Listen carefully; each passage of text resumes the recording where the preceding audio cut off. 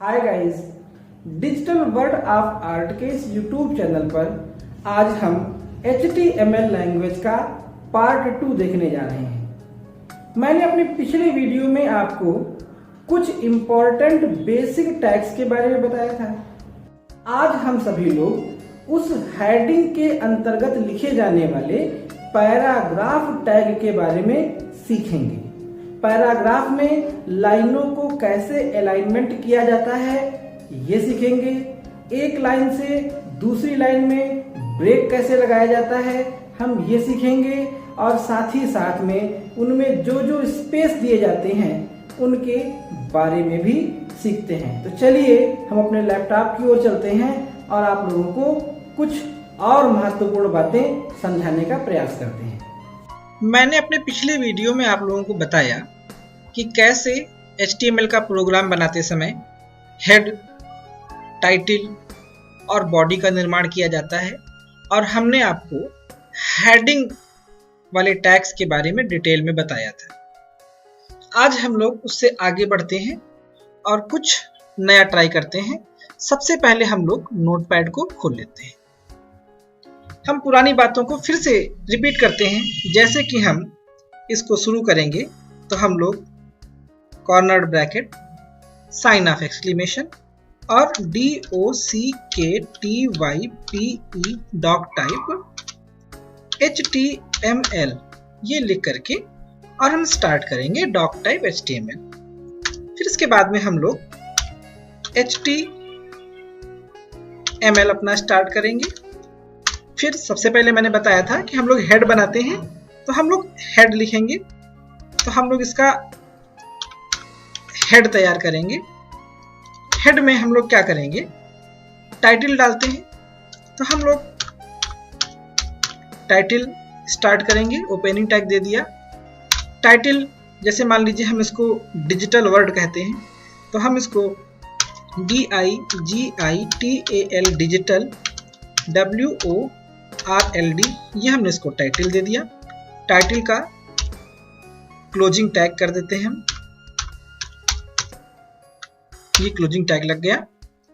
इसके बाद में हम हेड को क्लोज कर देते हैं क्लोजिंग टैग के माध्यम से।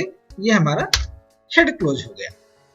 अब हम आते हैं बॉडी पर। इस बार हम लोग बॉडी में पैराग्राफ टैग के बारे में सीखेंगे।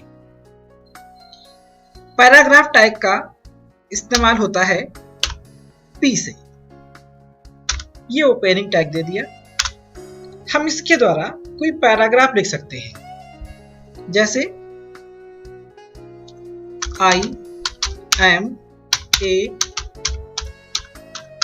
computer student. I am learning HTML। इतना हमने ले लिया और फिर हमने क्या किया, इसको क्लोजिंग टैग दे दिया और ये पैराग्राफ हमारा क्लोजिंग टैग पे चला गया। और इसी के साथ हमारी बॉडी भी क्लोज हो जाती है और हम इसको यहाँ पे बॉडी को क्लोज कर दिए। और इसी के साथ में हम अपने HTML को भी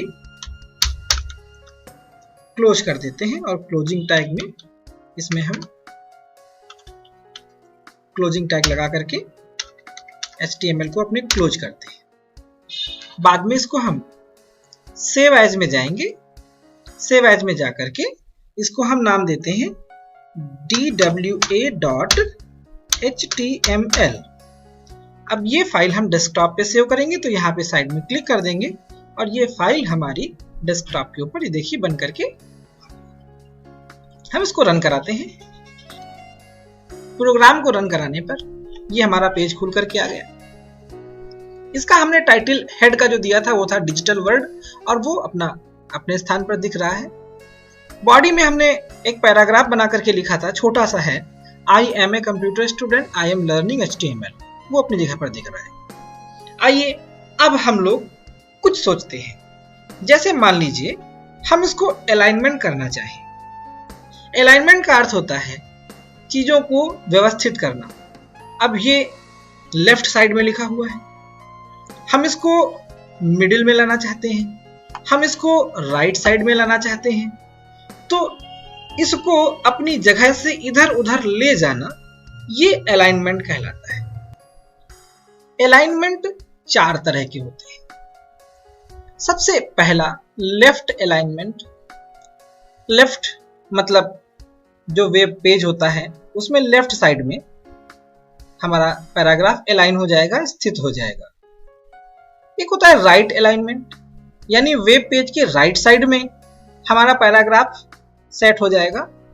तीसरा होता है सेंटर अलाइनमेंट, हमारा पैराग्राफ बीचों बीच में आकर के अलाइन हो जाएगा। और चौथा होता है जस्टिफाई अलाइनमेंट, वो लेफ्ट साइड में सभी पैराग्राफ की जो लाइनें होती हैं वो एक बराबर सीध में जस्टिफाई कर देगा।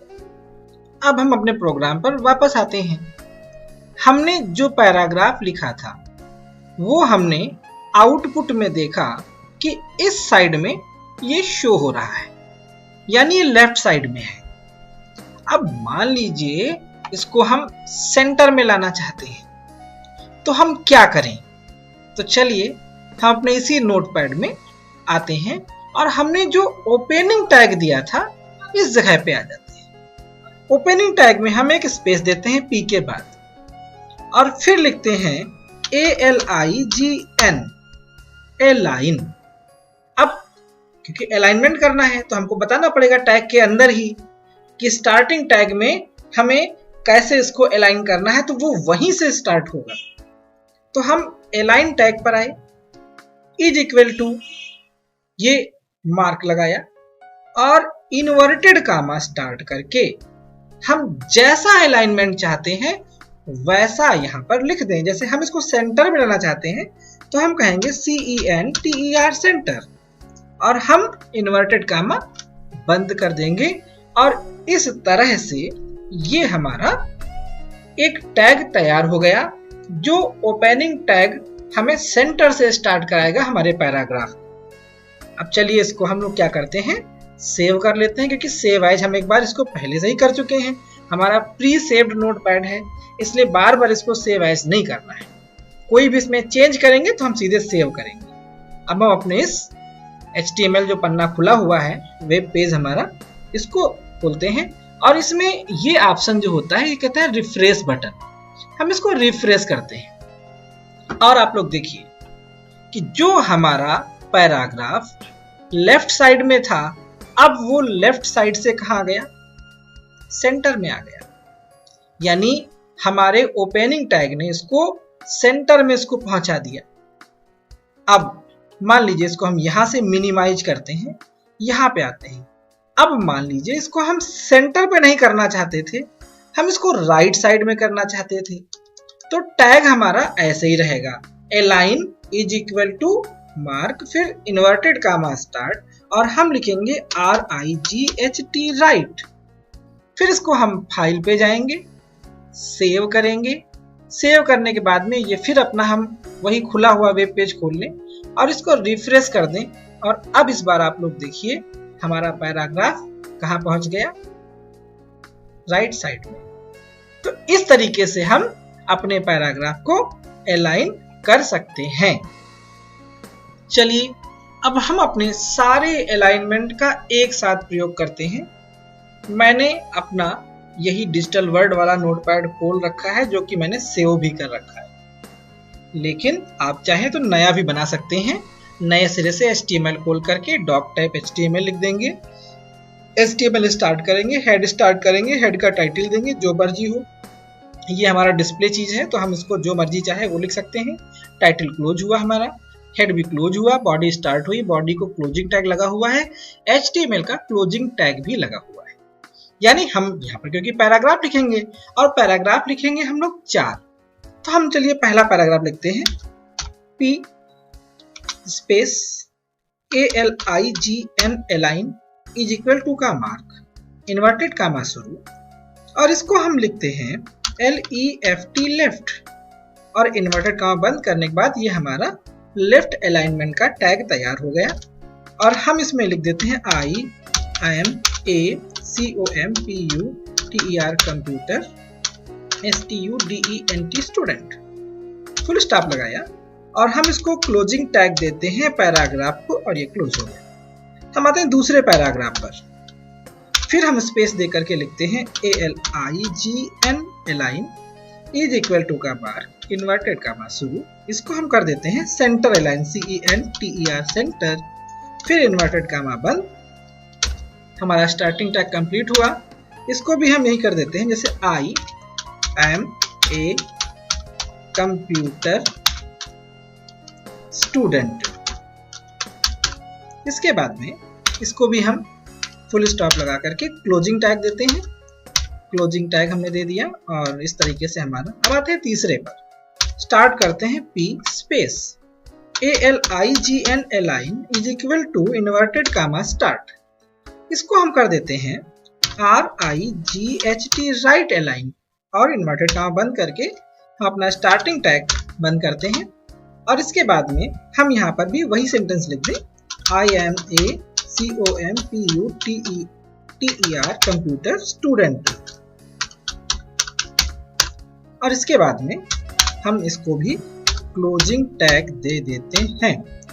चौथा हम फिर पैराग्राफ शुरू करते हैं, स्पेस देते हैं ALIGN अलाइन, इसके बाद में इज इक्वल टू का निशान, इन्वर्टेड कामा शुरू, और इसको हम लिखेंगे JUSTIFY जस्टिफाई, और इसके बाद में इन्वर्टेड कामा बंद, और हमारा स्टार्टिंग टैग भी क्लोज हो गया। और इसमें sentence I am a computer student, और ये हमारा कंप्लीट हुआ। और इसको भी हम क्लोजिंग टैग दे देते हैं। अब इसे हम, अगर आपने नया बनाया तो सेव एज पर जाएंगे, जैसे मैंने बताया था .html के साथ नाम लिखेंगे, वरना क्योंकि हमारा पुराना है तो हम केवल सेव करेंगे। हम अपने पुराने इस खुले हुए पेज को खोलते हैं और इसको हम रिफ्रेश कर देते हैं। अब आप देखिए, यहाँ पर ये हमारा लेफ्ट अलाइनमेंट है, ये हमारा सेंटर अलाइनमेंट है, ये हमारा राइट अलाइनमेंट हुआ, और ये हमारा जस्टिफाई अलाइनमेंट हुआ। जस्टिफाई की खास बात ये होती है कि हम लोग जैसे वर्ड में जस्टिफाई करते हैं तो टेक्स्ट को जस्टिफाई आगे पीछे की लाइनों को एक सीध में मिला देता है। तो हमने अपने पैराग्राफ को 4 तरह से अलाइनमेंट करके यहाँ पर देख लिया। अब हम लोग HTML की लाइन ब्रेक टैग के बारे में जानते हैं। हम लोग नोटपैड खोलेंगे, और जैसा कि मैंने बताया था, स्टार्टिंग टैग हमारे हर बार वही रहेंगे, doc type HTML, doc type से पहले साइन ऑफ एक्सक्लेमेशन लगा करके इसका टैग हमारा बंद हुआ, नए सिरे से आए। स्टार्ट करते हैं अपने प्रोग्राम को HTML, फिर हम आते हैं HEAD हेड हमेशा बना लीजिए, ताकि वो आपका ये दिखाई पड़ेगा कि हम लोग क्या कर रहे हैं। और हेड के बाद में ये हमारा स्टार्टिंग टैग हुआ। इसके बाद में हेड के अंदर हम डालते हैं टाइटल। टाइटल में हम लोग जो डालना चाहें वो डाल सकते हैं।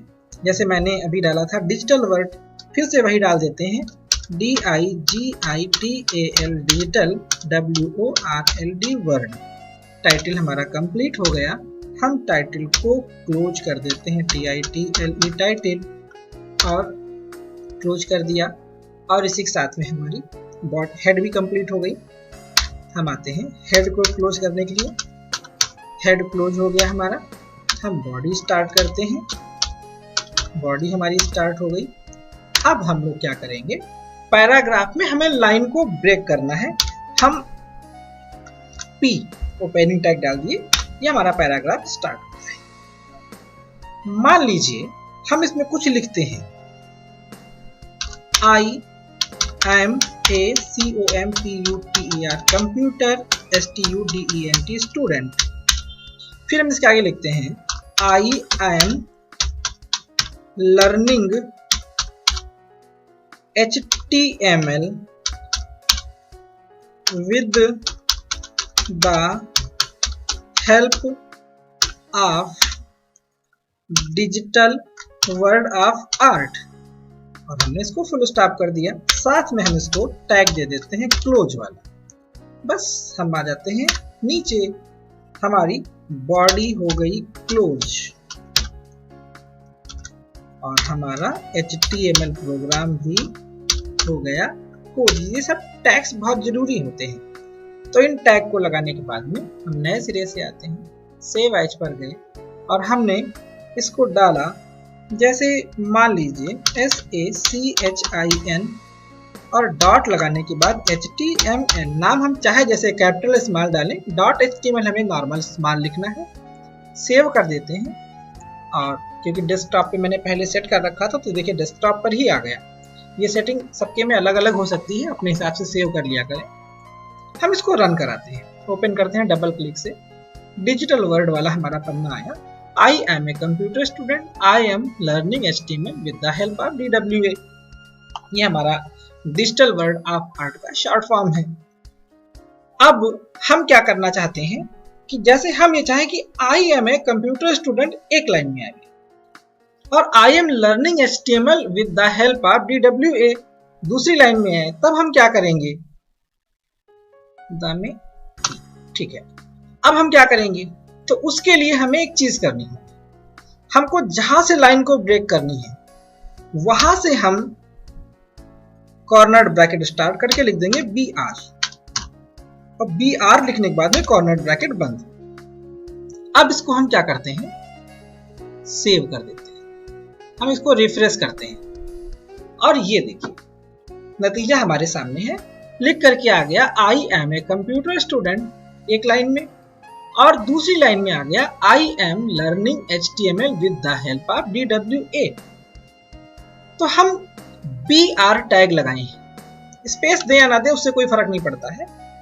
BR टैग जो है ये आप लोग अपने पास नोट कर लें कि हम ये इसको कहते हैं ब्रेक टैग, और ब्रेक टैग से हम लाइनों को ब्रेक कर सकते हैं। जहां से जैसे मान लीजिए हमको यहां से अगली लाइन में लाना है तो हम इसमें तुरंत BR टैग लगा दें,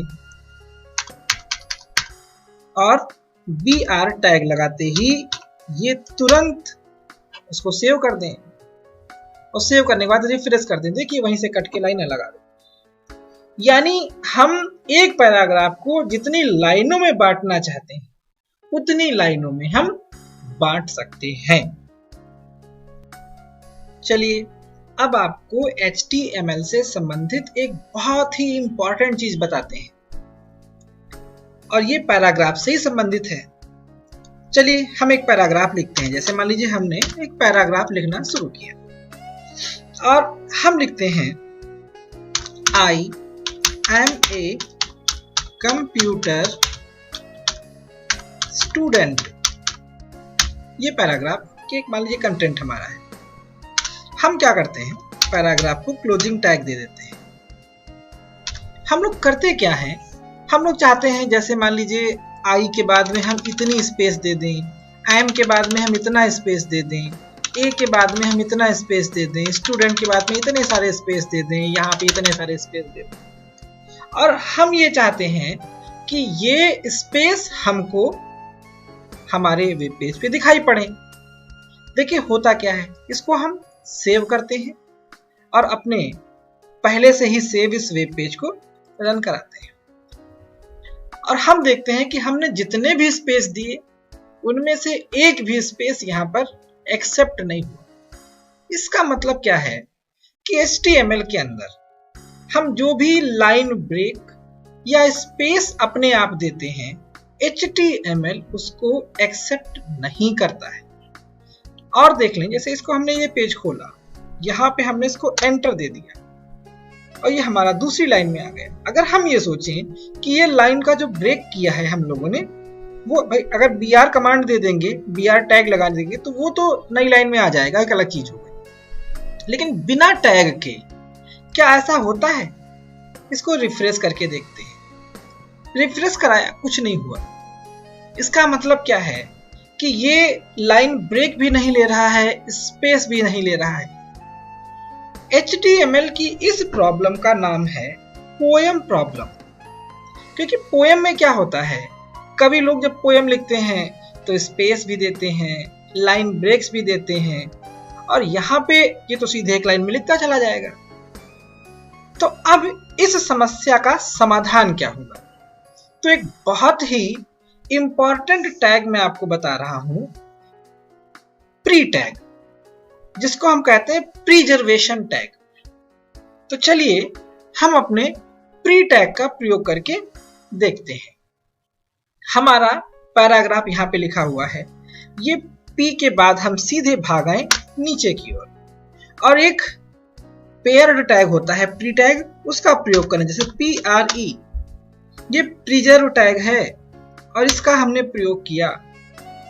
और फिर हम इसको भी यहां से दूर भगा दें, हम यहां पर इसका क्लोजिंग टैग भी दें क्योंकि ये पेयर्ड टैग है। अब देखिए इसको हम क्या करते हैं, सेव करते हैं, फिर हम अपने पेज को आकर के इसको रिफ्रेश करते हैं, और अब देखिए हमने जितना जितना स्पेस दिया था उतना उतना स्पेस अब हमारे टेक्स्ट में दिखाई दे रहा है। अगर हम इसमें यहां से लाइन ब्रेक दे दें तो देखिए, इसको सेव करते हैं, इसको रिफ्रेश करते हैं, उतना स्पेस देखिए पहले से ले लिया, और ये देखिए 2 लाइनों में आ गया, यानी लाइन ब्रेक भी हो गई और हमारे सारे स्पेसेस को भी प्रिजर्व कर लिया। तो अगर हम कोई ऐसा पैराग्राफ लिखना चाहते हैं जिसमें हमें अपनी मर्जी से लाइन ब्रेक देना है, अपनी मर्जी से जगह जगह पर स्पेस देना है, अपनी मर्जी से हमको उसको जस्टिफाई करना है, हाशिया छोड़ना है, लाइन ब्रेक डबल देना है, तो हमें इस प्री टैग का प्रयोग करना होगा। यानी हम पैराग्राफ के दोनों टैग्स के बीच में हम प्री टैग लगा करके अगर पैराग्राफ को लिखते हैं तो हमारे जितने भी स्पेस जैसे कि हमने इसमें दे रखे थे, जिस तरह से लिखेंगे, जैसे लिखेंगे, जितनी लाइनों में लिखेंगे, वो हमारे वेब पेज के ऊपर दिखाई देगा। तो आप ये समझ सकते हैं कि ये प्री टैग, जिसको हम प्रिजर्व टैग कहते हैं, ये हमारे लिए कितना महत्वपूर्ण है और ये किस तरह से हमारे द्वारा दिए गए स्पेस, लाइन ब्रेक, इन सब चीजों को अपने अंदर सुरक्षित करके हमारे वेब पेज पर वो दिखा देता है। तो आशा करता हूं कि आज की इस वीडियो में HTML के पैराग्राफ टैग से संबंधित जो इम्पोर्टेंट बातें आपको समझाई गई हैं वो आपको समझ में आ गई होंगी। हम इसके आगे की बातें अपने पार्ट 3 के वीडियो में लेकर के जल्द ही हाजिर होंगे।